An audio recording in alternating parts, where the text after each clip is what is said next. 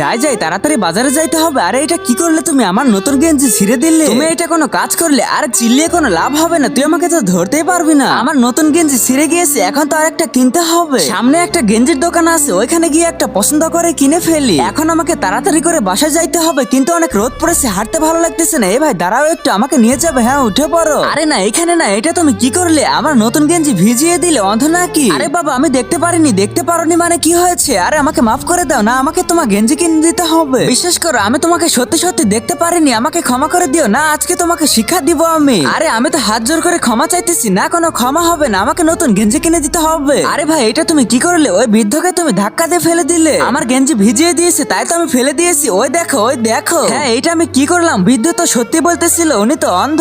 তার আগে তুমি দুধ খেতে ভালোবাসো না মদ খেতে ভালোবাসো? যদি দুধ খেতে ভালোবাসো তাহলে ভিডিওটিতে লাইক করে চ্যানেলটি সাবস্ক্রাইব করে দিও। এখানে কেউ থাকলে আমাকে একটু ঘরে দিয়ে আসো, আমি এটা কি করে ফেলেছি। হ্যাঁ আর আমার চশমাটা কই গেল? এখানেই তো ছিল, আমাকে তুমি ক্ষমা করে দিও। আচ্ছা ঠিক আছে, কোনো ব্যাপার না এগুলো।